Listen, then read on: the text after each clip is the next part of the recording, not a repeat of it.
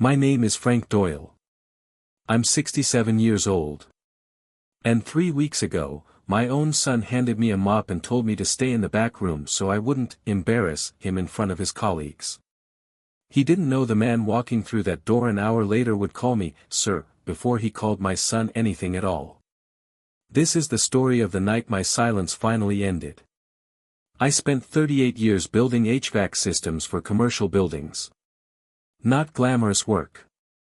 Rough hands, early mornings, a company I started in a rented garage with $2,000 and a used van. My wife, Carol, passed 6 years ago. Since then, it's just been me, my old truck, and my son, Michael. Michael is smart. Sharper than me, honestly. He went to business school, got hired at a fast-growing logistics firm called Havron Group, and climbed fast. Regional manager in 4 years. I was proud. I told everyone at the diner about it. What Michael didn't know, what almost nobody knew, is that 11 years ago, I sold my HVAC company for a number that changed my life. I didn't buy a mansion. I didn't buy a sports car. I kept driving the same truck, kept wearing the same flannel shirts, and quietly invested. Real estate. A few private companies. One of them, a small logistics startup I backed early because the founder reminded me of myself, hungry, stubborn, good with people. That startup grew. It became Havron Group. I never told Michael I was an investor.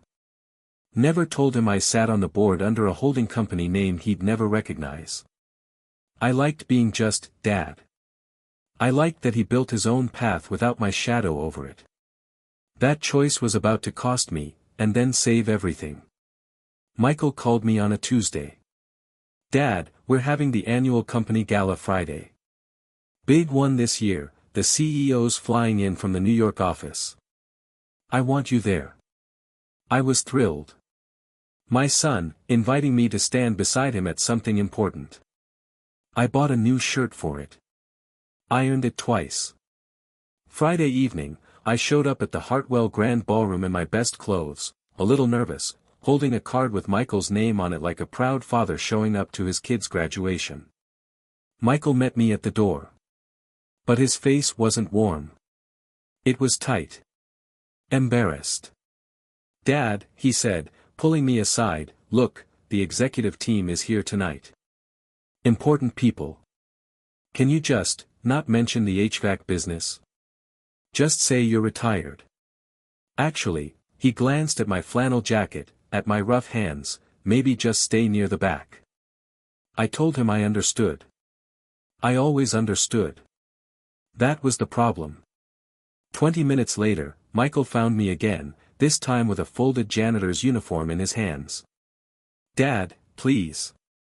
One of the cleaning staff didn't show up.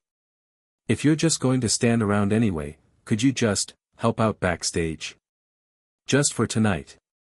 I'll explain later. I can't have people asking who the guy in the flannel is." I looked at my son. 31 years old. Successful. Ashamed of me in a room full of strangers. I didn't argue. I took the uniform. I put it on in a supply closet, and I picked up a mop, and I stood near the kitchen doors while 300 people in cocktail attire laughed and toasted under gold chandeliers I had, in a very real sense, helped pay for. A young server passed me and whispered, "Rough night, huh?" I just nodded. I want to be honest with you, it hurt. Not because I minded the mop. I've held worse tools in worse conditions. It hurt because my son looked at me and saw something to hide. At exactly 8:45, the room went quiet. A murmur rippled through the crowd, "The CEO's here. Elena Cross is here." I froze. Elena Cross wasn't a stranger to me. 11 years ago, Elena was a 26-year-old founder pitching me in my garage office, terrified, brilliant, asking a retired contractor for $800,000 to build a logistics platform nobody believed in yet. I believed in her. I wrote the check. I told her one thing, "Don't ever forget who you were before this." She never had my number changed. She still called me every New Year's Eve. She just didn't know my son worked 3 levels down in her own company, because Michael used his mother's maiden name professionally, a small rebellion from his college years that stuck. I stood near the kitchen doors in a janitor's uniform, holding a mop, as Elena Cross walked into the ballroom, scanned the crowd of executives eager to shake her hand, and stopped. Her eyes found mine across the room.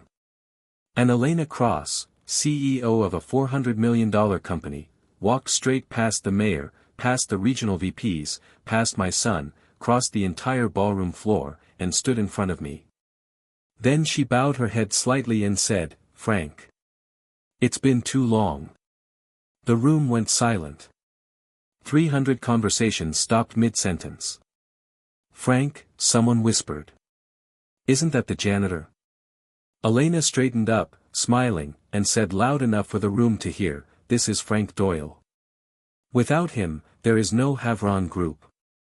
He funded this company when I had nothing but a laptop and a bad business plan. He's been on our board for 11 years under Doyle Holdings. Most of you have seen his name on paperwork and had no idea it was him standing in this room." I saw Michael's face change in real time. Confusion. Then recognition. Then something closer to horror. "Dad," he said, stepping forward. You own, I invested," I said quietly. "I never wanted it to change how you saw me." Elena looked at the mop still in my hand, then at my son, and her voice went cold in a way I'd never heard from her before. "Michael. You're the regional manager who had your own father cleaning up after your party." It wasn't a question. Michael didn't say anything. What could he say? Every person in that room had just watched him explain nothing, defend nothing, apologize for nothing, because there was nothing to say that would undo what he'd done. Elena turned to me. "Frank, you don't have to stay in that uniform another second. Come sit with me. I want to introduce you properly this time." I set the mop down against the wall. I didn't say a cruel word to my son. I didn't need to. His own colleagues were already doing that job for me, the whispers spreading through the ballroom faster than any speech I could have given. I spent the rest of the night at Elena's table, telling stories about a garage office and a scared young founder, while my son stood near the kitchen doors, the same spot he'd put me in an hour earlier, watching people look at him differently for the first time in his career. Michael called me the next morning. He didn't try to explain. He just said, "I'm sorry, Dad. I was ashamed of the wrong things." I told him the truth. I wasn't angry that he climbed a corporate ladder and wanted to look polished doing it. I was hurt that success made him forget that the man in the flannel jacket was the reason he had a ladder to climb at all. "We're rebuilding. Slowly." He asked me to have dinner with him last week, not at a gala, not to impress anyone. Just the two of us, at the same diner where I used to brag about him to strangers. I still wear the flannel. I still drive the old truck. But I don't hide who I am anymore. Because the man who taught me the most that night wasn't the CEO who bowed to me. It was watching my own son learn, in front of 300 strangers, that respect isn't something you perform for people with money. It's something you owe the people who loved you before you had any.